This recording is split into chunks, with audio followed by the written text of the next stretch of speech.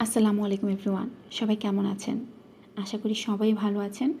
আমি উপন্যাস কথক বাই তামান্না থেকে তামান্না বলছি। আজ শুনবেন ফাবিয়া মামা রচিত বজ্রমেঘ, একটি থ্রিলার ও রোমান্সধর্মী উপন্যাস। গল্পের প্রতিটি অধ্যায়ে অপেক্ষা করছে নতুন নতুন ঘটনা, আবেগ, উত্তেজনা এবং অজানা কিছু প্রশ্নের উত্তর খোঁজার যাত্রা। যাদের থ্রিলারধর্মী উপন্যাস পছন্দ তাদের আশা করি ভালো লাগবে। তাহলে আর দেরি নয়, শুরু করা যাক আজকের পর্ব। ভয়াল অন্ধকারে ডুবে আছে চরাচর, দিকবিদিক কবরের মতো নির্জন।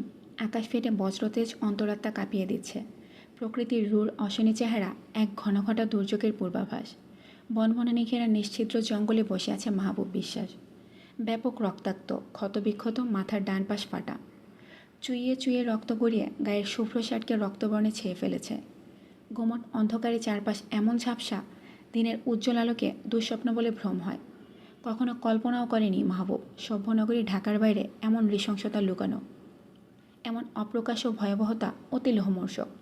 জাগ্রত পশুর মতো হুঙ্কার ছড়ে সেই নরপশু। ভয়ের হৃৎপিণ্ড বরাবর ধক করে উঠল তার। শির দ্বারা বেয়ে নামল শীতল স্রোত। গলার কাছে আটকে পড়া নিঃশ্বাসকে ঠোঁট হাঁ করে ছাড়তে ছাড়তে ফোনটা ডায়ালে রাখল। কিয়ৎক্ষণ অপেক্ষা করতেই ফোনটা যখন রিসিভ হলো, অমনে ঝাঁপিয়ে পড়া জন্তুর মতো অস্থির হলো সে। ভয়ে টলটল করতে থাকা চোখ দুটো বন্ধ করে হড়বড় গতিতে বলে, আমাকে মেরে ফেলা হবে, যে কোনো দণ্ডে মেরে ফেলা হবে। আমি আমি জানি না কতক্ষণ বেঁচে থাকবো। ওই জানোয়ার আমাকে জিন্দা যেতে দেবে না। কোনো দুর্বলতা নেই, কোনো পিছুটান নেই, কিচ্ছু নেই তার। দলের 12 জনকে কুপিয়ে কচুকাটা করে ছেড়েছে। আমি ভয়ে কোনো রকম যান বাঁচিয়েছি। এখনও নিশ্চিত না এই দিক পর্যন্ত। এমন সময় খসমস শব্দে কোথায় যেন পাতা মর্মর করে উঠল। তড়িৎ গতিতে চোখ দুটো বামে ঘোরালো মাহবুব। ফোনটা কানে চেপে অস্থির চঞ্চল হতবুদ্ধির ন্যায় চারিদিকে চোখ বোলাতে লাগলো। কেউ নেই, অথচ অদৃশ্য সত্তার মতো আচরণ করছে ওটা। মাহবুব শুকনো কণ্ঠে অপ্রকৃতস্থের মতো জানালো, মনে হয় এসে গেছে। সময় সময় শেষ হয়ে গেছে। আমি আর বাঁচব না। আমাকে শেষ করে দেবে। আমাকে শেষ করে। উন্মাদগ্রস্ত ব্যক্তির মতো চেঁচাতে শুরু করলো। হঠাৎ থমকে যায় মাহবুব। মুখ দিয়ে কোনো রা বেরোলো না। চোখ দুটো বিস্ফোরিত করে আস্তে আস্তে মাথাটা পিছু ঘোরায় সে। মন বলছে পেছনেই আছে। আকাশে তখন ফর্সা আলো ফুটে উঠল। সেই চৌচির আলোর মধ্যে দিয়ে দেখল এক রক্ত হিম করা দৃশ্য। ধপ করে হাতের ফোনটা মাটিতে ফেলে দিল সে। গঙ্গানির মতো আতঙ্ক মিশ্রিত স্বরে থেমে থেমে বলতে থাকে, আমাকে মারবেন না। চারপাশে অন্ধকার করে ধুলোর ঝড় উঠেছে। হাওয়ায় শো শো পাতার ঘূর্ণি। গাছের ডালগুলো প্রচণ্ড আছড়াছড়ি করে উত্তাল অস্থির। ঝমঝম করে শুরু হয়ে যায় অঝোর বৃষ্টি। সেই ভীতিকর দৃশ্য দেখে ঠোঁট দুটি আর নাড়াতে পারেনি মাহবুব। সুস্পষ্ট হয়ে ওভাবেই চোখ দুটো স্থির রেখে বারবার ঢোক গিলছিল। মাথার ওপর পৃথিবী কাঁপিয়ে বাজ পড়েছে। একের পর এক আত্মা হিম করা বজ্রস্বর। মাহবুবের মনে হলো অদূরে দাঁড়িয়ে থাকা সেই মূর্তিটিও সাক্ষাৎ বজ্র অবয়ব। আগাগোড়া যার হুডিতে ঢাকা, যার হুডির রং অন্ধকার বর্ণ কালো। হুডির কালো কাপড়ে মুখের অর্ধেক ঢাকা, কালো পোশাকে আবৃত বলেই প্রচণ্ড ভয়ানক, খতরনাক, জান্তব হয়ে থেকেছে। মাহবুব তীব্র অস্থিরতার ভেতর দম টানতে পারছিল না। নিঃশ্বাসে টান পড়ে মুখ হাঁ করে ফেলেছিল। চোখ দূরে দেখতে পাচ্ছিল সেই অটল মূর্তিটি এক পা করে ধীর কদমে এগিয়ে আসছে। যার ডান হাতের মুঠোয় সে ভয়ানক চেহারার শাবল। লম্বা শাবলের ধারালো মাথায় ছোপ ছোপ রক্ত। বৃষ্টির পানিতে সেটি ধুয়ে মুছে ভূমি ছুঁয়ে ছুঁয়ে এগিয়ে আসছে তার দিকে। দৃশ্যটা দেখতে শির দ্বারা বেয়ে বরফ শীতল স্রোত বয়ে গেল তার। ঢোক গিলতেও যেন ভুলে গেল মাহবুব বিশ্বাস।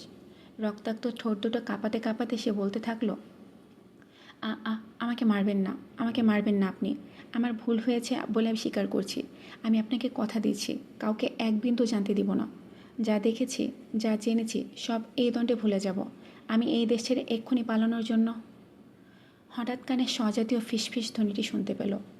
ঠিক একই রকম তেজবর্ধক ভঙ্গি, ঠিক একই রকম হিমশীতল ইঙ্গিত। বুকটা কেমন ধক করে কেঁপে উঠল মাহবুবের। হুডির আড়ালে থাকা ঢাকা মুখটা নিজের ঠোঁটের ওপর তর্জনী রেখে দিয়েছে। তাকে সূক্ষ্ম ইঙ্গিতে বুঝিয়ে দিচ্ছে, কথা বলো না, চুপ। সেই নীরবতার ইঙ্গিত বুঝতে পেরে মাহবুব তক্ষুনি নিশ্চুপ। এরপর যে দৃশ্যটি সম্মুখে উন্মোচিত হলো তার জন্য মোটেও প্রস্তুত ছিল না মাহবুব বিশ্বাস। সমস্ত চরাচর কাঁপিয়ে ফুটে উঠল গগনবিদারী আত্মস্বর, যেন গলার সবকটা রগ ফাটিয়ে আর্তনাদ করছে। এরপর আর কোনো সারা শব্দ নেই, সব নিশ্চুপ, ঠান্ডা, ঝমঝমিয়ে বৃষ্টি পড়ছে। ধামধাম করে দরজায় আঘাত পড়ছে, যেন দরজার পাল্লাটা এক্ষুনি ভেঙে ফেলা হবে। সুপ্রশস্ত বারান্দায় আড্ডা দিচ্ছে 4 জন তরুণ তরুণী। দূরত্ব রেখে বসে আছে আরও একজন। প্রত্যেকেই গান আড্ডা বন্ধ করে প্রশ্নবোধক চোখ দুটোতে তাকিয়ে আছে, যেন চোখে চোখে খেলা করছে কে কে এলো। এভাবে কেন দরজা ধাক্কাচ্ছে? বারান্দায় ঠিক প্রবেশ মুখে গুটিসুটি ভঙ্গিতে বসে আছে একজন, যার গায়ে জ্বর, সমস্ত শরীর সাদা কম্বলে মোড়ানো। সে এই মুহূর্তে কোলাহল থেকে দূরত্ব পালন করতে কিছুটা দূরে বসেছিল। যে স্থানটিতে বসা, সেখান থেকে মুখ ঘুরিয়ে পিছে তাকালে দরজার ভাবমূর্তি দেখা যায়। করাঘাতে ছিটকেনের ক্ষোভটা কেঁপে কেঁপে উঠেছে। মাদুরে বসা অধৈর্য রোজা স্বর স্পষ্ট করে ডেকে ওঠে, জানা, দেখ না কে এসেছে। তুই তো মাথা পিছু ঘোরালেই দেখতে পাবি কে এলো। অমন আহাম্মক গোছের কথাবার্তা শুনে মেজাজ খিচড়ে গেল শ্রেষ্ঠার। চোখ মুখ ভীষণ রাগারুন করে রোজাকে ঝলসে দিয়ে বলে উঠল, একটা উন্মাদী এসব আজগুবি কথাবার্তা বলতে পারে? কখন কাকে কোন ধরনের কথা বলিস সে জ্ঞানটুকু পর্যন্ত নেই। জানা কিভাবে বলবে দরজার ওপাশে কে এসেছে? ও কি তোর মতো ছাগল হয়ে পাগল বনে আবল তাবল বলবে? বিরক্তিকর একটা, একদম মুখ বন্ধ। বিকৃত মেজাজে ঝটিতে উঠে দাঁড়ায় ও। বাইরে ঝুম বৃষ্টি, বৃষ্টির জন্য পরিবেশ শীতল। ঘর জুড়ে আলোকহীন আধার। ডান হাতে থাকা কোকের ক্যানটা আরেক সঙ্গী সোহানের কাছে বুঝিয়ে শ্রেষ্ঠা যখন দরজা মুখে পা চালায়, এদিকে বারান্দার মেঝেতে টান টান মাদুর পেতে আড্ডারত ছিল বাকি কজন। তারা প্রত্যেকেই শ্রেষ্ঠাকে একা যেতে বারণ করলেও একগুয়ে শ্রেষ্ঠা একটুও পাত্তা না দিয়ে ঝট করে দরজাটা খুলে দিল। কিয়ৎক্ষণ অদ্ভুত নিস্তব্ধতা। এরপরই কপাল কুঞ্চন করে ভারী আশ্চর্য স্বরে বলল শ্রেষ্ঠা, তুই তুই এভাবে কেন পাগলটার মতো দরজা ধাক্কিয়ে যাচ্ছিলি? আমরা কেউ ঘুমিয়েছিলাম না নাজিফ। তোর অপেক্ষাতে 2 ঘন্টা নষ্ট করা হয়েছে। বারবিকিউ কাজটা শেষ পর্যন্ত জিদানের হাতে তুলে দিয়ে আমরা বারান্দায় বসলাম। অসহ্য, এভাবে কেউ করে? শ্রেষ্ঠার রাগত মুখটা দেখে চুপ রইল নাজিফ। কেন উন্মত্তের মতো দরজা ঝাঁকিয়েছে তা উল্লেখ করল না, বরং বোবা পুতুলের মতো রুমে প্রবেশ করে দরজাটা ছিটকিনি বন্ধ করে দিয়েছে। সমস্ত শরীর বৃষ্টির পানিতে কাক ভেজা। মাথা থেকে চুইয়ে চুইয়ে পানি গড়িয়ে সাদা টাইলসের মেঝেতে নোংরা ছড়িয়ে দিচ্ছে। পায়ের জুতো জুড়ো খুলে ভেজা পোশাক ছাড়ার জন্য শশব্যস্ত হলো নাজিব। কিন্তু ঘটনা কেমন সুবিধার মনে হলো না শ্রেষ্ঠার। কিছু হয়েছে? ওর হাসি খুশি মুখটা আমাবস্যার অন্ধকার বনে আছে কেন? যাওয়ার সময় তো ভরপুর প্রফুল্লে মেতেছিল, কিন্তু আসার পর এমন থমথম। শ্রেষ্ঠার জোহরে দুটো চোখ জুড়ে নিষ্কপট সুরে বলল, নাজিব। দুটি কর্মরত হাত স্থির করল নাজিব। ট্রাভেল ব্যাগের টি-শার্ট খোঁজা বাদ দিয়ে মুখটা ঊর্ধ্বে তুলল। বুকের কাছে 2 হাত ভাঁজ করে স্থির চোখে তাকিয়ে আছে শ্রেষ্ঠা। মুখ নির্লিপ্ত, চোখ স্থির, কণ্ঠে নেত্রীসুলভ গাম্ভীর্য রেখে বলে উঠল, আমি যদি ভুল না বলি, তুই বের হবার সময় স্বাভাবিক ছিলি, ফুরফুরে মুখ, হাসি খুশি চেহারা, কিন্তু সে চেহারা এখন থমথম করছে। বাইরে কি হয়েছে নাজিফ? বিপত্তির ব্যাপারে সত্য গোপন করবি না, আমার সামনে মিথ্যা বন্ধ। ঠাট বজায় রাখা শ্রেষ্ঠার সামনে অপ্রস্তুত হলেও কী বলবে খুঁজে পাচ্ছে না নাজিফ। চিন্তায় আচ্ছন্ন মুখ প্রচণ্ড সাবধানে শান্ত বানিয়ে ভদ্রস্থ গলায় বলল, কিছু হয়নি, ক্যামেরাটা নষ্ট হয়েছে বলে মন খারাপ। তুই এসব ইন্টারনাল কষ্ট বুঝবি না, সর, গেট আপ বদলাবো, ভেজা গায়ে থাকতে ভালো লাগছে না। ঝটপট ব্যাগ থেকে নেভি ব্লু টি-শার্ট, কালো প্যান্ট তুলে অদৃশ্য হলো নাজিব। শ্রেষ্ঠা ওয়াশরুমের দরজা বন্ধ করার আওয়াজ পাচ্ছিল, কিন্তু একই সঙ্গে বিস্ফোরণ ঘটাচ্ছিল দুশ্চিন্তার ঝড়। ওর চোখ দুটো ওভাবেই তখন স্থির করা ছিল, কিন্তু মনে মনে বুঝতে পারছিল লক্ষণ স্বস্তির নয়। অন্যমনস্ক হয়ে বারান্দা মুখ আড্ডায় ফিরেছিল শ্রেষ্ঠা। ঠিক তখনই বারান্দার প্রবেশমুখে বসে থাকা মেয়েটা ঠান্ডা কণ্ঠে বলে উঠল, তোমার একটু সাহায্য প্রয়োজন। চকিতে ভ্রম ভাঙতে সংবিত ফিরে পেল শ্রেষ্ঠা। দেখতে পেল ওর দিকে তাকিয়ে আছে শাওলিন। মুখ পাণ্ডুর, গালে লালচে ছোপ, নাকের অগ্রভাগ দুটো শুকনো, ঠোঁট ঈষৎ লালবর্ণ, যেন শুকিয়ে যাওয়া লাল কৃষ্ণচূড়া সাময়িক অসুস্থতায় ভুগছে। যে ফুলের রং, রূপ, সৌন্দর্য আশু দুর্বলতার নিস্তেজ হলেও স্বকীয় সৌন্দর্য বিলীন হয়নি একটু। শ্রেষ্ঠা মুচকি হাসি দিয়ে নরম গলায় শুধাল, কী করতে হবে বল, আমি করে দিচ্ছি। ফোনটা এনে দাও, চার্জ দিয়েছি। বস, এনে দিচ্ছি। কিছু খাবি? তোর জন্য কিছু অর্ডার দিই? নষ্ট হবে, যখন খেতে ইচ্ছে হবে জানাবো। শাওলিনের মুখের দিকে কিয়ৎক্ষণ তাকিয়ে চাপা শ্বাস ছাড়ল শ্রেষ্ঠা। ও জানে খাবারের বিষয়ে জোরাজুরি করলে মেয়েটা শুনবে না। গত রাত থেকে জ্বর, কম্বল মুড়ি দিয়ে শুয়ে থাকলেও সারা শব্দ করেনি। চুপচাপ নিজের মতো সবটা বুঝে নিয়ে ও কেবল আপন ভুবনেই মগ্ন, যে ভুবনে ওর নীরব নিভৃত একটি দুর্গ আছে, বহুদিনের লালিত একটি প্রাসাদ আছে, আছে স্বপ্ন নিয়ে বোনা একটা সুন্দর মনোজগৎ। বুকের ভেতরে আজও শত শত প্রশ্ন ফোনটা এনে দিল শ্রেষ্ঠা। আজও মুখ ফুটে জিজ্ঞেস করলো না কেন ওর নির্জনতা পছন্দ, কেন পছন্দ নিজের মতো নিজের হয়ে থাকা। এই উদার মুক্ত প্রকৃতির মাঝে কেন অত ঝুট ঝামেলা সহ্য করে ছুটে এলো, কেন শারীরিক অসুস্থতা নিয়েও ঝুম বৃষ্টির মনোমুগ্ধ রূপে মন ডুবিয়ে রাখা। শ্রেষ্ঠা কিছুই জানে না। বহু অজানা সমীকরণের মাঝ দিয়ে চলতে চলতে ও আজও বাকি বন্ধুদের কাছে নিঃশব্দে চলে গেল। বারান্দার মেঝে জুড়ে মাদুর পাতা, সেখানে গিটার কোলে বসে আছে সেলিম। দুহাত টমেটো সসে মাখিয়ে মুরগির পিসে কামড় বসাচ্ছে জিদান। হাতে ফোন নিয়ে ইনস্টাগ্রামের নতুন ফিল্টারে ওদের ক্যাপচার করছে রোজা। পাশে বসে থাকা সোহানা খট করে কোকের ক্যানটা খুলতেই ওর ডান দিকে বসলো শ্রেষ্ঠা। অন্যদিকে গায়ে আরেকটু কম্বল জড়িয়ে বসলো শাওলিন। বন্ধু দলে যে নামটি বহুল প্রচলিত সেটিই তখন পেছন থেকে শুনতে পায় ও। জানা নামের ছোট্ট সম্বোধনে মাথাটা পিছু ঘুরায় সে। জানা এটা ওর বড় নাম, এই নামে ডাকে বন্ধু ক্যাম্পাসের মানুষজন। সদ্য হাত মুখ ধুয়ে পোশাক পাল্টে দাঁড়িয়ে আছে নাজিব, যে সরল মুখে হালকা গলায় শুধালো, তোর শরীরের অবস্থা কেমন, তাপমাত্রা কমেছে? ঘুরিয়ে রাখা মুখটা সামনে ফিরিয়ে নেয় শাওলিন। গরম নিঃশ্বাস ফেলে স্বাভাবিক কণ্ঠে বলল, আগের চেয়ে ভালো, তাপমাত্রা সহনশীল। কথাটা শুনে থমকে গেল, নিজেকে স্বাভাবিক রাখে নাজিব। কম্বলে গা মুড়ে বসা মেয়েটার পাশে সেও দূরত্ব রেখে ডান পাশটায় বসে। পা দুটো শটান সামনে ছড়িয়ে দিতেই পাশ থেকে বলে উঠল মেয়েটা, কি হয়েছে তোমার? বিষম খাওয়ার মতো চমকে তৎক্ষণাৎ বায়ে তাকালো নাজিব। ভ্রু দুটি কুঞ্চন করে মুখ স্থির করে শুধালো, কি হবে? আমি মূলত সেটাই জানতে চাই। একজন শান্ত মানুষ কখনো এভাবে দরজা ধাক্কা দেবে না। তুমিও সেটা দাওনি, কারণ নিশ্চয়ই ছিল।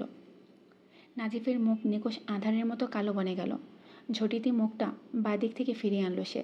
ঠোঁট দুটো টিপে জরুরি ভিত্তিতে কিছু একটা ভাবতে লাগলো নাজিফ। চোখ দুটো আবার বাদিকে ফেরাতে নেবে, ঠিক তখনই দেখলো শ্রেষ্ঠা দূর থেকে ওর দিকে চেয়ে আছে। কয়েক সেকেন্ডে নীরব থেকে সমস্ত কথা গুছালো নাজিফ।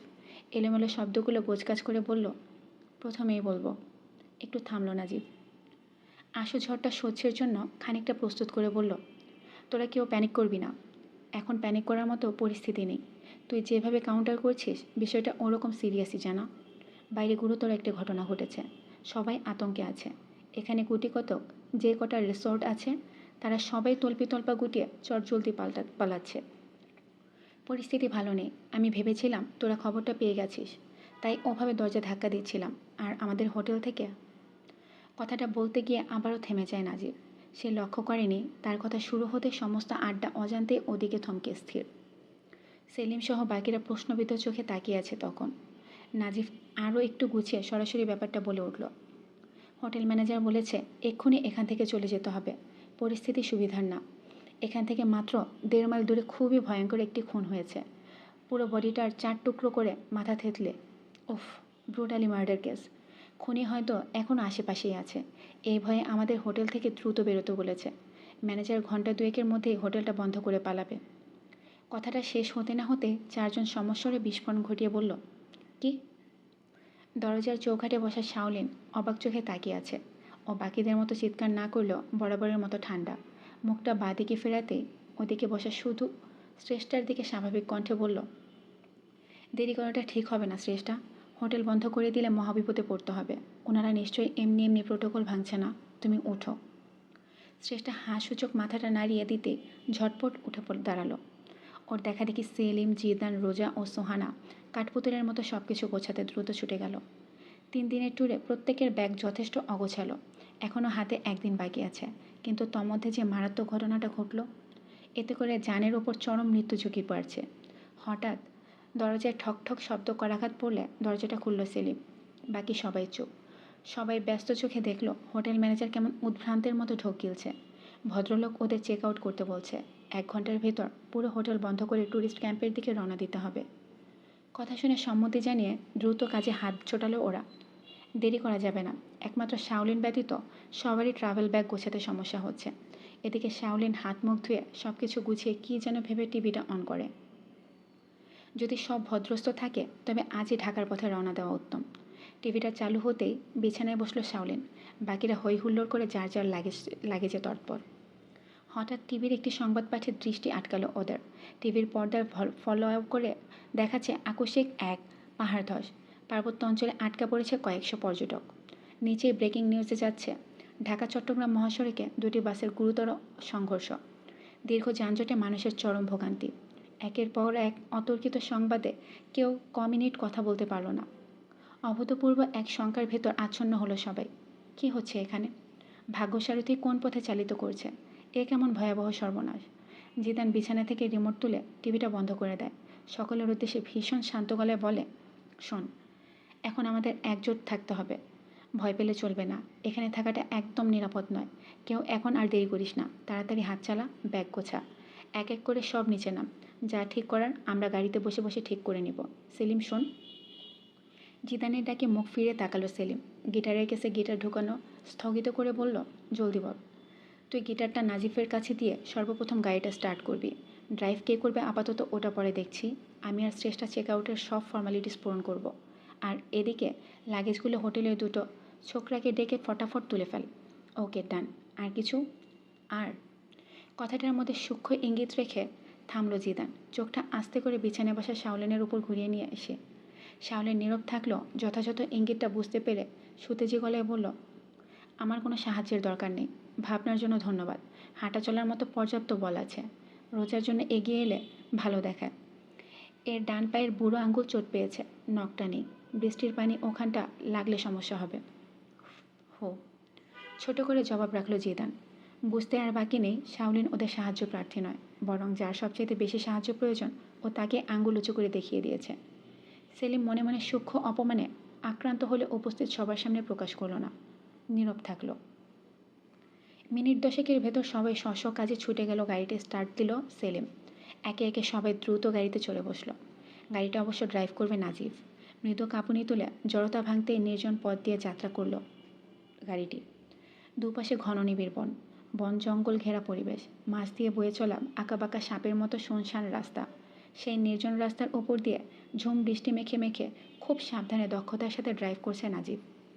গাড়ির ভেতর সবাই যখন আপন কাজে মগ্ন, ঠিক তখনই উচ্চকণ্ঠে চিৎকার দিয়ে উঠল রোজা, সেলিম, সেলিম, আমাদের গাড়ি ফলো করা হচ্ছে, পেছনে তাকাও। রোজার অমন ভয় প্রকম্পিত স্বরে চমকে উঠল সবাই। চটচলতি মুখটা পিছু ফেরাতেই দেখল অনাকাঙ্ক্ষিত দৃশ্যটা।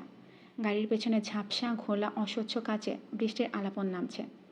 সে আলপনা ভেদ করে জ্বলছে দুটো হেডলাইটের আলো।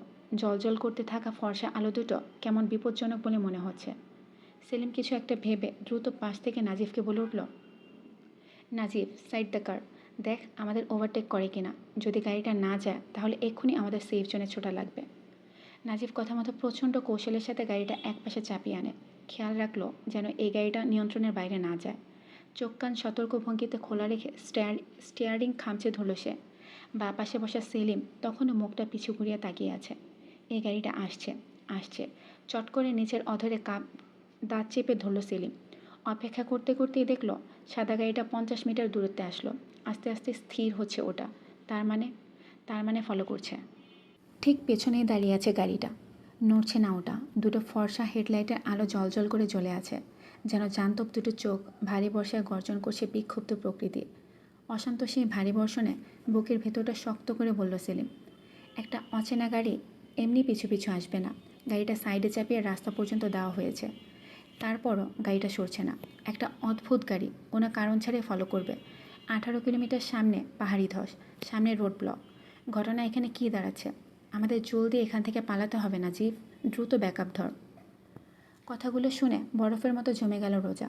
হাত পা কেমন ঠান্ডা হয়ে আসছে। বুকের ভেতর ভয়ের কাঁটা শুয়ের মতো ফুটছে। অস্থির হাতগুলো আশ্রয় খুঁজতে চট করে বাঁদিকে থাকা হাত দুটো খামচে ধরল। সহসা বৈদ্যুতিক শকের মতো চমকে উঠে বায়ে মুখ ফিরে প্রচণ্ড আশ্চর্য হলো ও। পাতলা একটি চাদরে সমস্ত শরীর মুড়ে বসে আছে শাওলিন। ওর নরম হাত দুটো ভয়ানক গরম, যেন আগুনের উপর হাত রেখে বসে আছে রোজা। গাড়ির ইনসাইড বাতিটা নেভানো ছিল বলে গুরুতর অবস্থাটা সবারই চক্ষু এড়িয়ে গেছে। শাওলিন চাদরের নিচ দিয়ে আরেকটা হাত বের করে সেটিও রোজায় হাত দয়ের উপর রাখল, আশ্বস্ত ভরসা নির্ভরতার আশ্বাস ছুঁয়ে। অথচ গাড়ি ভর্তি এতগুলো মানুষের মতো মুখে তারা যে স্ব ভাবনায় ডুবো। গতকাল যখন ট্রেকিং করতে গিয়ে পাথরে হোঁচট খেয়ে ব্যথাটা পেল, সেই ব্যথাতেও কেউ আন্তরিকতার স্পর্শ এভাবে রাখেনি। কিছু স্পর্শ যে চামড়া ভেদ করে হৃদয় পর্যন্ত পৌঁছায়, এটা কি মানুষ জানে? নির্ভুল ভাবনার মাঝে আতঙ্কজড়িত কণ্ঠে সোহানা নড়ে চড়ে উঠল। ভয় মিশ্রিত কণ্ঠে অস্থির সূচককে জানায়, এখানে থেমে থাকার দরকার নেই। গাড়িটা যদি বাজে মতলব নিয়ে দাঁড়িয়ে থাকে তবে এক্ষুনি আমাদের পালানো উচিত। এই এরিয়া দ্রুত ত্যাগ করে আমাদের জলদি নিরাপদ আশ্রয়ে পৌঁছাতে হবে। দেরি করাটা বড্ড ঝুঁকিপূর্ণ হয়ে যাচ্ছে। সেলিম, তুমি দ্রুত সিদ্ধান্ত নাও, আর দেরি করো না। ভাবনায় ডুবো মুখটা সামনে ফিরিয়ে নিল সেলিম। চিন্তায় তার চোখ দুটো ডানে বামে অস্থিরভাবে ঘুরছে। পেছনে অচেনা গাড়ি, সামনে নির্জন পাহাড়ি পথ। কতটা ভয়ঙ্করভাবে ওদের পালাতে হবে তা বুঝতে পারছে ও। সেলিম মনে মনে আন্দাজটা সেরে ফেলে ডান দিকে বসা নাজিফের দিকে তাকায়। অপ্রকৃতস্থ সুরে কিছু বলবে তার আগেই বিচক্ষণ নাজিব ওকে থামতে ইশারা করে। সে নিজেই মাথাটা পিছু ঘুরিয়ে সবার উদ্দেশ্যে বলে, বন্ধুগণ। কথাটা বলে গভীরভাবে দম নিল নাজিব। প্রত্যেকের দিকে থমথমে চোখ বুলিয়ে বলতে লাগলো, আমরা এই মুহূর্তে সবচেয়ে অ্যাডভেঞ্চারাস মোমেন্টে দাঁড়িয়ে আছি। যে কোনো সময় যে কোনো কিছু ঘটতে পারে। গাড়িটা আমি স্টার্ট দেব। সবাই এমনভাবে সিটে বসবে যেন আকস্মিক ধাক্কায় মাথায় হিট না লাগে। গুরুতর আঘাত পাওয়ার সম্ভাবনা আজ 100%। তবু কেউ প্যানিক করিস না। আগামী 10 মিনিট দম বন্ধ করে বসে থাক, শক্ত হয়ে বসবি। নাজিবের কথা শেষ হতেই ভয়ে শরীরটা ছমছম করে শিউরে উঠল। এক বিচিত্র আতঙ্কে ছেয়ে গেল সবার মন। সোহানা পেছনের সিট থেকে সরাসরি তাকিয়ে আছে ফ্রন্ট মিররটায়। সেখানে দেখা যাচ্ছে নাজিফের স্থির দু চোখ। সেই চোখ মিররের ভেতর দিকে সোহানাকে আশ্বস্ত করে দিল। নিঃশব্দে যেন বোঝালো, ভেবো না তুমি, আমি সব দেখে নেব। নাজিফ মিরর থেকে দৃষ্টি সরিয়ে স্টিয়ারিংটা দু হাতে খামচে ধরল। সবাই সিট বেল্টে বাঁধা। আসন্ন ঝড়ের মোকাবেলা করতে কঠোর মনস্কে প্রস্তুত। ঠিক তখনই নাজিফ প্রচণ্ড ঝাঁকুনি দিয়ে সজোরে ছুটল গাড়ি। প্রকৃতির অবাধ্য গর্জন, রণদীপ্ত আকাশ, দেখল স্থলপথে এক অনামা ঝড়, যেখানে স্টিয়ারিংয়ের উপর চলছে দু হাতের কৌশলযজ্ঞ। ঝুম বৃষ্টির ভেতর প্রচণ্ড ভয়ঙ্করভাবে ড্রাইভ করতে লাগলো নাজিফ। গাড়ি কখনো ডানে মোড় নিচ্ছে, কখনো বামে মোড় নিচ্ছে, কখনো উঠছে সোজা ঢালাই পথ ধরে ঊর্ধ্বগামী পথে। দুদিকে ঘন বন বেষ্টিত আধার। শো শো বাতাসের তাল কেটে উথাল করছে বন্য বাতাস। নীরব দর্শকের ভূমিকায় অবতীর্ণ হয়েছে গোটা বনানী সাম্রাজ্য। জিদান মুখটা আবারও পিছে ফিরিয়ে অচেনা গাড়িটার গতিবিধি লক্ষ্য করলো। চোখ বিস্ফোরিত করে প্রচণ্ড উৎকণ্ঠিত স্বরে চেঁচালো, নাজিব, স্পিড বাড়াও। লক্ষণ খারাপ, আমাদের পেছন থেকে ধাক্কা মারতে পারে। বন্ধু, ফাস্ট ফাস্ট, আরও ফাস্ট। নাজিফ কর্ণধারে শুনতে পেল জিদানের ব্যগ্রসুলভ কণ্ঠ। অনুমান করতে পারছে কতটা কাছাকাছি পৌঁছে গেছে গাড়িটা। পায়ের তলায় থাকা অ্যাক্সিলেটর চাপ বাড়িয়ে স্পিডটা আরও তঙ্গে তুলল নাজিব। পাশে বসা সেলিম গাড়ির সিট বেল্টে আরও টাইট করতে শীতল সতর্কতায় বলল, সামনে দুটো রাস্তা দেখতে পাবি। আমরা আসার সময় বাঁ দিকের রাস্তা দিয়ে এসেছি। গাড়িটা ভুলেও ডান দিকে নিবি না নাজিফ। ওটা নিষিদ্ধ স্থান। ওটা পুরোপুরি বাদ। সাবধানে গাড়িটা বামে ড্রাইভ কর, জলদি চালা। কথাগুলো নাজিফের কানে পৌঁছলো কি না তা স্পষ্ট নয়। নাজিফকে দেখাচ্ছে সম্পূর্ণ নির্লিপ্তের মতো পাথর, যেন সমস্ত বোধজ্ঞান লুপ্ত করে সে মরিয়ার মতো সেফ জোন খুঁজছে। পথে আরও দুটো তেরছা বাঁক নিতেই সেলিম লক্ষ্য করল গাড়িটা ডান দিকে সেই বিশেষ জায়গায় নিয়ে ফেলেছে। সাই সাই উচ্চগতিতে সমস্ত রোড সাইন, নিষেধাজ্ঞা, সাবধানী বার্তা নিমিষের ভেতর ভঙ্গ। সেলিম চেঁচিয়ে ওঠার পূর্বে প্রচণ্ড ঝাঁকুনিতে চারপাশ আধারে ছেয়ে গেল। মেঘের বজ্রগর্ভের পাশাপাশি গমগম করে উঠল এক জাক ভয়ার্ত স্বর। প্রথম মিনিট কেউ বুঝতে পারল না ঘটনা কী ঘটেছে। মস্তিষ্কের নিউরনে আকস্মিক ব্যাপারটা বসে যেতে একে একে চোখ মেলে। কেউ মাথায়, কেউ কপালে, কেউ কাঁধের ব্যথা নিয়ে চারপাশে দৃষ্টি ঘুরিয়ে দেখল। অতঃপর বুঝতে পারল এটা সেই জনস্রোত রেস্ট্রিক্টেড জোন, যেখানে বসবাস করে কিছু বিশেষ ব্যক্তিবর্গ, যেখানে অবাধ চলাচল, সাধারণ বিচরণ সম্পূর্ণই নিষিদ্ধ। নাজিবের ভুল কর্মকাণ্ডে ওরা সবাই প্রোটোকল ভেঙে স্থানে গাড়ি নিয়ে বসে পড়েছে। পেছনে সে মারমুখী গাড়িটি নেই। বোধহয় উক্ত গাড়িটিও বুঝতে পেরেছে ওরা কোনো কুরুক্ষেত্রের মাঝে সমাসন্ন। মেজাজ ভয়ানক খারাপ করে তীব্র আক্রোশে ফুঁসে উঠল সেলিম। কী করলি এটা তুই? কোনো ডেঞ্জারাস জোনে গাড়িটা ঢুকিয়েছিস। এটা রেস্ট্রিক্টেড জোন শালা। ওরা বুঝতে পারলে আমাদেরই উল্টো ঝুলিয়ে টার্কি ফ্রাই করবে। গাড়িতে থাকা সকলে ভীতচকিত মুখে আশেপাশে তাকাচ্ছে। মানুষ নেই, প্রহরী নেই। অদূরে বিশাল ভারী প্রশস্ত গেট, যেটা বর্তমানে কোনো এক অনির্ণীত কারণের উন্মুক্ত। ওরা যে সেই উন্মুক্ত গেট দিয়ে এতটা পথ ভুলবশত বা ইচ্ছাকৃত চলে এসেছে তা এখন সুস্পষ্ট। কিন্তু অমন নিষিদ্ধ স্থানে গেট কেন সুরক্ষা ছাড়া? কেন প্রহরীশূন্য অবস্থায় মুক্ত? ঠিক তখনই ওদের দৃষ্টি সচকিত করে গম গম ভারী শব্দ হলো। বন প্রকৃতিতে জানান দিয়ে কোনো এক বিশেষ ব্যক্তির বাহন প্রস্থান করেছে। বাহনটি গাঢ় সবুজ বর্ণের জিপ, আকার দৈত্যশালী। ইঞ্জিনের ভারী কি আওয়াজ ছেড়ে পানিতে ঝপাস শব্দ তুলে বেরিয়ে যাচ্ছে। কে ছিল, কেন গেল, কোথায় এসেছিল, কেউ কিছু জানল না। নাজিব স্টিয়ারিং ধরে তখনও বসা, তার চোখে মুখে খেলছে প্রশ্নের তুলপাড়। সংশয়, দ্বিধা, কৌতূহল, চিন্তা সমস্তই তাকে প্রসন্ন ঘরে নির্বাক করেছে। এমন সময় টান টান দৃষ্টিতে দেখল ওদের দিকে কে যেন লাল লেজার লাইট ছুড়ছে।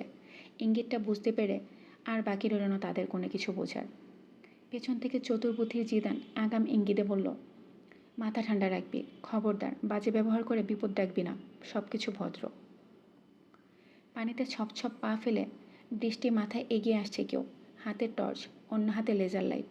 লোকটাকে নিকটবর্তী আসতে দেখে জানালার কাছ নামিয়ে ঢোক গেল নাজিব। কণ্ঠ ভদ্র, চোখ শান্ত, মন স্বাভাবিক করে কিছু বলতে উদ্যত হচ্ছিল, কিন্তু তার পূর্বেই আগত লোকটি নিজেই শুধিয়ে উঠল, কে আপনারা, পরিচয় কি? ঠাট গম্ভীর কণ্ঠ শুনে জমে যায় নাজিব। লোকটার পরনে লম্বা কালো রেইনকোট, রেইনকোটের হুডিতে মাথা ঢাকা থাকলেও মুখটা ভীষণ গম্ভীর। কর্কশ একটা ভঙ্গি ফুটিয়ে আবারও প্রশ্নটা গরম স্বরে শুধালো, আপনাদের পরিচয় কি, এখানে কি করতে এসেছেন? এবারের কণ্ঠে যেন কেঁপে উঠল ওরা। নাজিফের চোখ মুখ মেঘের মতো অন্ধকার। অদ্ভুত একটা জড়তার মাঝে আটকা পড়ে আমতা সরে জানালো, আমরা আমরা ট্যুরিস্ট, এখানে ট্যুরের জন্য এসেছিলাম, কিন্তু মাঝপথে। কথাটা সম্পূর্ণ করতে দিল না লোকটা। ভীষণ খ্যাপাটে গলে উত্তেজিত স্বরে বলল, ট্যুরের জন্য নিষিদ্ধ জায়গাতে এসেছেন, নাটক করেন এখানে? এই পর্যায়ে ঠোঁট টেটে চুপ রইল নাজিব। অবস্থার সঙ্গীন দেখে পাশ থেকে উপযুক্ত জবাবে জানিয়ে উঠল সেলিম, আমরা রেস্ট্রিক্টেড জোনে ঢুকতে চাইনি, বিষয়টি আমাদের হাতে কখনোই ছিল না। আপনি যা দেখতে পাচ্ছেন এটা সম্পূর্ণ বাজে পরিস্থিতির শিকার। Sir, we all feeling sorry to back the protocol, but আপনি জেনে রাখুন একটা আননোন সাদা গাড়ি মারাত্মকভাবে আমাদের ফলো করছিল। শুধু এটাই নয়, আপনাদের এরিয়ায় ঢুকতে দেখে গাড়িটা পিছু ছাড়ে আর আসেনি। এরকম অভিজ্ঞতা একজন ট্যুরিস্ট হিসেবে নিশ্চয়ই বিপজ্জনক। আপনি চাইলে আমাদের সমস্ত ট্যুর ডিটেল এখনই দেখতে পারেন। সেলিমের সুস্পষ্ট কথার জবাবে লোকটি নীরব। কিছু একটা যে মনে মনে ভাবছে তা অনুমেয়। কিন্তু লোকটা কি ওদের সাহায্য করবে? ওদের যে এখন সাহায্যের ভীষণ দরকার। শ্রেষ্ঠাও নিজের নীরবতা ভেঙে কিছু কথা জানান দিয়ে উঠল, আমরা কয়েক কিলোমিটার দূর ময়ূরী নামক একটি হোটেলে উঠেছিলাম। সেখানে হোটেল ম্যানেজার আমাদের অতি সত্বর স্থান ত্যাগ করতে বলে। আমাদের ভেতর একজন খুব অসুস্থ, তার উপর এই বাজে ওয়েদার। আমরা বাধ্য হয়ে রওনা দিই, কিন্তু ফলাফল খুবই ভয়াবহ হলো। আমাদের জন্য এখানে আসা ছাড়া আর কোনো পথ খোলা ছিল না। আমাদের আপনি সাহায্য করুন প্লিজ। যদি সম্ভব হয় ঢাকায় ফেরার কোনো ওয়ে থাকলে সেটা আমাদেরকে ব্যবস্থা করে দিন। লোকটা স্থির চোখ ফেলে ওদের প্রত্যেককে এক নজর দেখে নিল, অবিশ্বাসের চোখে, কিছুটা অনিশ্চিত কারণে। কিছুক্ষণ নীরব থাকার পর কলমের মতো লেজার লাইটটা পকেটে পড়ে সেলফোনটা বের করে। বৃষ্টির পানি বাঁচিয়ে বেশ দক্ষভাবে কলটা ডায়ালে বসিয়ে কানে চাপল। চোখ দুটো ওদের দিকে ফেলে কঠোর জবানে বলল, কেউ এখান থেকে 1 ইঞ্চি নড়বেন না, এখানেই থাকবেন, আসছি। পা ঘুরিয়ে ফিরতে পথে চলে গেল লোকটা। সবাই বসলো চুপচাপ অপেক্ষা পুষে। কতক্ষণ ওভাবে কেটে গেল খেয়াল নেই। তবে লোকটা যখন ফিরে এলো তখন সঙ্গে আরেকজন এসেছে। একই রকম পোশাক আশাক, একই রকম শক্ত ভঙ্গি, আপাদমস্তক রেইনকোটে ঢাকা, তবে চেহারা সুস্পষ্ট কাঠিন্যের ছাপ। দ্বিতীয় লোকটি কতগুলো ছাতা ওদের বুঝিয়ে দিয়ে বলল, আমি পার্থ, আপনাদের সবার পরিচয় যেতে যেতে শুনবো। বর্তমানে এক এক করে ছাতা মিলে সঙ্গে আসুন, আপনাদের মালপত্র নেওয়ার ব্যবস্থা করে দিচ্ছি, সবাই সাবধানে নামুন। পার্থর নির্দেশে সবাই সাবধানে একে একে পথ ধরল। প্রথমে রোজা, জিদান, সোহানা একত্রে বেরিয়ে গেলে সবার শেষে আস্তে করে নামল শাওলিন। শরীরের উপরিভাগ খয়েরি রঙের কাশ্মীরি চাদরে ঢাকা, পরনে কালো বর্ণের জামা, নিচের রং ম্যাচিং করে কালো পাজামা। সম্পূর্ণ অন্ধকারে পোশাকে আবৃত বলেই চোখে অন্যরকম ঠেকছে। খট করে ছাতাটা খুলে শাওলিনের মাথার উপর ধরল পার্থ। ব্যাপারটাতে বিশেষ কিছু না ভাবার জন্য সে নিজে বলে উঠল, আমি রেইনকোটে আছি, আপনার জন্য ছাতা ধরে রাখতে আমার সমস্যা হবে না, কিন্তু আপনার বন্ধুদের কেউ ছাতাটা ধরতে গেলে দুজনেই কম বেশি ভিজবেন, এজন্য আমি ধরলাম। চুপচাপ থাকা শাওলিন দু হাতে জামাটা খানিকটা উঁচু করে ধরল। বৃষ্টির কাদামাটি বাঁচিয়ে দুর্বল পায়ে এগোতে এগোতে বলল, সাহায্য করার জন্য আপনাকে ধন্যবাদ, তবে আপনার সাহায্যটার দ্বিতীয় কিছু ভাবিনি। কিছুটা পথ দূরে একটি কাঠনিমৃত বাংলো, বাংলোর চারপাশ জুড়ে গাছপালার আধিপত্য। বৃষ্টি মারিয়ে পথ ডিঙিয়ে সেই বাংলোতে পৌঁছালো সবাই। আধ ভেজা স্বল্প ভেজা পোশাকে সবাই বসলো উষ্ণ আরাম ঘরে। কাঠের মেঝে, কাঠের দেয়াল, কাঠের সমুদয় আসবাবপত্র হলেও প্রতিটি জিনিস যেন মনে হয় দেখতে ভালো লাগে, চোখে লাগে বৈচিত্র্যময়। সবাই সোফা ভাগাভাগি করে বসতেই রেনকোট ছেড়ে উপস্থিত হলো পার্থ। সঙ্গে সেই উক্ত লোক। কালো গ্যাবার্ডিন প্যান্টের পকেটে মোবাইল ঢুকিয়ে নিজের পরিচয় রাখল সে। আমি রাফান সিদ্দিকী। আমাকে স্যার না বললেও চলবে। আপনাদের কাছ থেকে তথ্যগুলো জেনে আমি একটা রিপোর্ট রেডি করব। কে বা কারা এ ধরনের দুষ্কৃতি ঘটাচ্ছে সেটা জানার জন্য আমার প্রয়োজন। বাইরে যেরকম ঝড়ো আবহাওয়া চলছে এটা কারোর জন্য নিরাপদ অবস্থা নয়। আপনাদের থাকার অনুমতি বন বিভাগ থেকে মঞ্জুর করা হয়েছে। আপনারা এখানে থাকুন। পরিস্থিতি সুবিধার হলে অন্য কোথাও হোটেলে বুক করে চলে যাবেন। রাফানের কথা বলার ভঙ্গি, বাক্যের ওপর ক্ষমতা সবই অভিভূত করল ওদের। গম্ভীর মেজাজি মুখ, কথার ভেতর মেজাজ খোয়ানোর ভাব সুপরিলক্ষিত। রেইনকোটের আড়ালে ছিল সাদা টি শার্ট, ধূসরবর্ণ গ্যাবার্ডিন ট্রাউজার। কথাগুলো যথাযথ বলে সেখান থেকে প্রস্থান করল রাফান। সঙ্গীর গমনে বুকের ওপর হাত ভাঁজ করে এগিয়ে আসে পার্থ। সে এতক্ষণ দরজার চৌকাঠের কাছে দাঁড়িয়েছিল, লম্বা চওড়া স্মার্ট সুলভ ভঙ্গি করে মধ্যপ্রকট। রেইনকোট খুলে ফেলায় স্পষ্ট হয়েছে গায়ের পোশাক আশাক। পরনে কালো টি শার্ট, সঙ্গে ক্যামোফ্লেজ প্যাটার্নের ট্রাউজার পরা। বৃষ্টিতে হালকা ভিজেছে তার মাথার চুল। ঠোঁটের ওপর মৃদু হাসির চিহ্ন রেখে বলে উঠল পার্থ, আমার পার্টনারের আচরণ সামান্য রুক্ষ, এটা কনসিডার করবেন। আপনাদের জন্য চা কফি কোনটা বলবো? সবাই নিজেদের মতো ইচ্ছে পোষণ করতে ব্যস্ত হলে সেখানে চুপ ছিল শাওলিন। চাদরের নিচে জ্বরদগ্ধ গা কাঁপতে শুরু করেছে তার, টের পাচ্ছে ও। শরীরের রন্ধ্রে রন্ধ্রে সুতীব্র জ্বরের ছোবল। চোখ বন্ধ করে ডানে বসা সোহানের কনেইটা মৃদু নাড়া দিয়ে ডাকল, সোহা। নিজের নাম শুনে পাশে ফিরে তাকায় সোহানা। কোনো স্পর্শ করে হাতটাও তখনই মুঠোয় টেনে ধরল। সরল কণ্ঠে শুধালো, খারাপ লাগছে? একটু শুবি? আর কিছু বলতে হলো না। ওই আরক্ত শুষ্ক ঠোঁটে অনুচ্চ অনুক্ত কথাগুলো সরলমনা সোহানা নিজে অকপটে বুঝে নিয়েছে। শ্রেষ্ঠার দিকে তাকিয়ে শ্রেষ্ঠা শোন বলতেই ত্রস্ত ভঙ্গিতে সমস্ত কিছু কার্যে পরিণত করে ছেড়েছে। পার্থর সাহায্যে একটা শোবার ঘরে বিশ্রামের অনুমতি পেয়ে সেখানে মাথাটা বালিশে রাখল শাওলিন। চোখের সামনে গোটা পৃথিবী এমন ধূসর অস্বচ্ছ ঝাপসা হতে লাগলো যে ওর মনে জাগলো ভয়। অসম্ভব এক ভয়, পুরানো দিনের পুরনো ভয়। চোখ দুটো বুজে ফেলল ও। ওই ভয়কে দু চোখে দেখতে চায় না, সহ্য করতে চায় না ও, মনে আনতে চায় না এটা। যেন শত চেষ্টাতেও খুলতে পারল না চোখের পারি পল্লব, ভারী পল্লব। কানে পৌঁছাতে লাগলো দূর, বহু দূরের শব্দ। আর কিছু মনে নেই, সব অস্পষ্ট। সুবিশাল আলোকমণ্ডিত হাসপাতাল। হাসপাতাল চত্বরে মানুষের আনাগোনা শূন্য। ঝমঝম করে ভিজছে মুষলধারের বৃষ্টিপাত। থাই গ্লাসের বাইরে একঘেয়ে দৃষ্টিপটটি চুপচাপ দেখছে নার্স রেহেনা হানিফ। হাতের মুঠোয় যান্ত্রিক বস্তু, যাতে ফুটে আছে কন্ট্যাক্ট নাম্বারের বিশেষ নামের অদ্যাক্ষর। সেই কর্তব্য কঠোর মানুষ রীতিমতো তাকে উপেক্ষার খাতায় তাকে অন্তর্ভুক্ত করেছে। মেসেজের বিপরীতে আসেনি মেসেজ, কলের বিপরীতে বাজেনি কখনো অগুরুত্বপূর্ণ কল। বরং সদা সর্বদা কাজ সচেতন মনোভাব নিয়েই তার সঙ্গে যোগাযোগ রেখেছে ওই লোক। চোখ বন্ধ করে বৃষ্টির ভেতর দুর্বিনীত মনে হচ্ছে প্রকাশ করল নার্স রেহানা। খুব করে চাইল আজ একটা অপ্রকাশিত কল আসুক, একটা অনাকাঙ্ক্ষিত ঘটনা ঘটুক।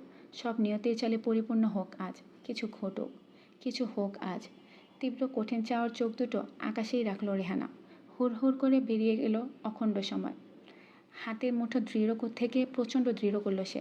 অতঃপর দুরাশায় ভরা চোখ দুটো নামিয়ে আনে ফোনের ওপরে।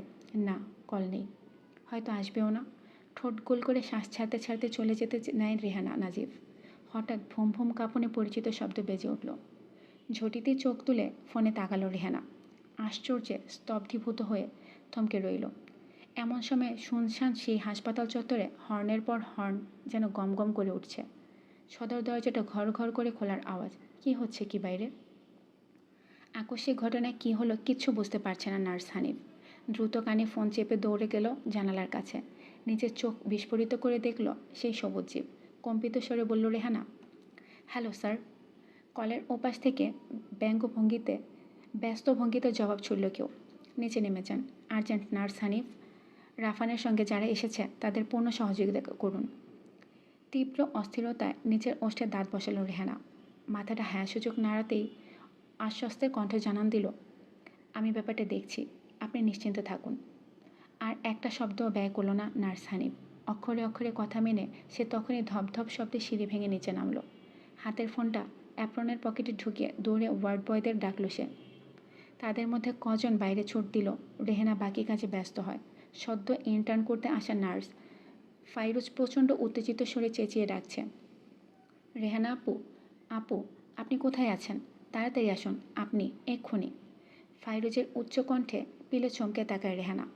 বিপদের আশঙ্কা টের পেতে রেহানা এক ছুট দিয়ে ফাইরুজের কাছে পৌঁছে শুধালো, কি হয়েছে? কেন ওভাবে চেঁচাচ্ছ? ফাইরুজ হাফ ধরা গলায় অসংখ্য ঢোক গিলতে গিলতে মুখ হাঁ করে দম টানছে। নিঃশ্বাসে পিণ্ডে চটকে আসছে তার। ভীষণ আশ্বস্তির সাথে দম ফেলতে ফেলতে ফাইরুজ বলল, পেশেন্ট একজন মেয়ে, গায়ে মারাত্মক জ্বর। থার্মোমিটারে জ্বর মাপার পর প্রচণ্ড ভয় পাচ্ছি। 104 ছাড়িয়ে 5-এর দিকে অবস্থা আপু। কী করব বলুন? আমি কি ডাক্তার রেজাকে একবার ফোন করব? রেহেনা মাথায় স্থির রেখে শান্তভাবে বলল, এখনই নয়, থামো। আগে আমি দেখিয়ে আসি পরিস্থিতি কেমন। তুমি স্যালাইন রেডি করেছ? ব্লাড প্রেশার কেমন? Pressure high. স্যালাইন এখনও রেডি করিনি আপু। আপনি এলে সব ব্যবস্থা করে দেব। আপনি আগে চলুন। চলো জলদি। ধপধপ করে সিঁড়ি ভেঙে উপরে উঠতেই প্রশস্ত করিডোর দিয়ে ডানে ছুট লাগালো। দরজা ঠেলে ভেতরে ঢুকতে লম্বা বেডে জ্ঞানশূন্য মেয়েটাকে দেখতে পেল। সমস্ত গা রক্তাভ, চোখ দুটো বন্ধ, কাশ্মীরি আপেলের মতো ঠোঁট দুটো তপ্ত লাল। রেহেনার ডান হাত এগিয়ে কপাল ছুঁয়ে চমকে ওঠে। চকিতে সহকর্মী মেয়েটার দিকে উদ্বিগ্ন সুরে চেঁচালো, স্যালাইন এক্ষুনি করো, ফাইরুজ ফার্স্ট। সেকেন্ডের ভেতর হাতের নীল ছিঁড়ায় স্যালাইনের সুচ ঢোকানো হলো। ফোটা ফোটা স্যালাইন সরু নলের মধ্যে দিয়ে প্রবেশ করছে শরীরে। কিয়ৎক্ষণ নিচের ঠোঁটে দাঁত বসিয়ে ভাবতে লাগলো। সহকর্মীর দিকে প্রশ্ন ছুড়ল রেহানা, মেয়েটা রাফানদের কি হয় ফাইরুজ? জানো কিছু? রাফানার পার্থ কেন একে এই বৃষ্টির মধ্যে আনলো? সহকর্মী মেয়েটা উজবুক চোখ তুলে রেহেনার দিকে তাকায়। যা যত কিছু বুঝেছে তাই মুখ ফুটে জানায়, এই মেয়ের সঙ্গে তো পুরো একটা দল এসেছে, একা আসেনি তো। তিনটা ছেলে, 3টা মেয়ে, 6 জনের একটা বিরাট গ্রুপ। ওরা সবাই নিচে বসে আছে, দোতলায় ওঠেনি। আমি বরং ওদের হইচইয়ের জন্য উপরে উঠতে দিইনি। হৃদয়ের মাঝে চিন্তিত খাঁজ ফেলল রেহানা। হাত দুটো অ্যাপ্রন পরা বুকের ওপর ভাঁজ করে কিছুটা অন্যমনস্ক সুরে বলল, শোয়েব স্যার কেন যে হেল্প করতে গেলেন? কী দরকার ওনার? কথার অতলে থাকা সূক্ষ্ম ইঙ্গিত বুঝতে পারে নার্স ফাইরুজ। বুঝতে পারে মেয়েলি হিংসুক মন পশুর মতো জাগ্রত হয়ে উঠেছে ওনার, যে নিজের ভালো ব্যতীত অন্যের ভালোটা সহন করতে পারে না। ফাইরুজ কাজের অজুহাত দেখিয়ে চট করে সটকে পড়ল সেখান থেকে। এরকম বিদঘুটে মহিলার সংস্পর্শ তার পছন্দ নয়। সমগ্র কেবিন জুড়ে ভুতুরে নিস্তব্ধতা, বাইরে উথাল হাওয়ার ভুতুর। রেহেনা মন ঘুরিয়ে কেবিনের অন্য প্রান্তে থাকা সোফা দুটিতে একটি টোট ব্যাগ দেখতে পেল। ব্যাগটার চেহারা দেখলে নাক ছিটকাল সে। এমন একটা মুখভঙ্গি করলো যেন মাসে মাসে ডিওর স্যালনের ব্যাগ ব্যবহার করতে অভ্যস্ত। সামান্য বেতনভুক্ত একজন নার্স অত্যন্ত দম্ভের সাথে টোট ব্যাগটা তুলে নিল। বহুদিনের ব্যবহার্য বলে গাঢ় বাদামি রঙটা একটু ফ্যাকাশে হয়েছে, তবু রূপ উজ্জ্বলতার এতটুকু বিবর্ণ ছাপ ফেলেনি। ব্যাগের চেইনটা একটানে খুলে ভেতর থেকে হাত ঢোকাতে চাচ্ছিল রেহানা, কিন্তু ব্যাগের এক জায়গায় ছোট্ট এক এমব্রয়ডারির বুননে একটা নাম লক্ষ্য করল, শাওলিন। এর অর্থ কী? কি কি বোঝায় এই নাম দ্বারা? বাল্বের ঝকঝক আলোয় কেবিনের ঠান্ডা নিস্তব্ধতায় ছোট মুখটা দেখতে লাগলো রেহানা। জলের আঁচে গাল জুড়ে যেন রক্ত জবার লালিত অদ্ভুত সম্মোহন করা এক লালচে মেদুর আভা। চোখের পাতা বন্ধ রইল। ছোটবেলার স্বপ্নপ্রথিত দিনগুলোর কথা মনে পড়ল খুব। মনে পড়ল সেই স্বপ্নচারিণী রাজকুমারী স্লিপিং বিউটির রূপকথা। আজ যেন সাক্ষাৎ ওর সামনে রূপকথার সেই ঘুমন্ত সুন্দরী আশ্রে ঘুমিয়ে রয়েছে, জ্বরে অসুখে দৈহিক অবসাদে। মুখ জুড়ে তার মোহবদ্ধ সৌন্দর্যের দুটি বিচ্ছুরিত হচ্ছে যেন।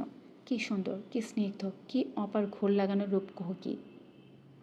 হঠাৎ কেবিনের দরজা ক্যাচ করে উঠলে অপ্রস্তুতভাবে ঘাবড়ে গেল রেহেনা হানিফ। তড়িঘড়ি করে পেছনে ফিরতে বরফের মতো জমে গেল সে। অন্তরাত্মা ধক করে কেঁপে ওঠে। কেবিনের দরজা ঠেলে ঢুকে পড়েছে স্বয়ং বন কর্মকর্তা। অজানা ভয়ে মন পাখিটা লাফিয়ে উঠতে ঝপ ছেড়ে দিল ব্যাগটা। সমস্ত জিনিসপত্র উপরে দিয়ে ব্যাগটা পড়ে রইল ফ্লোরে। কিছু জিনিস গড়াতে গড়াতে পৌঁছালো সেই মানুষটার পায়ের কাছে। রেহেনা নির্বাক, ঠোঁটদ্বয় কাঁপছে, চক্ষুদ্বয় বিস্ময়ে মূর।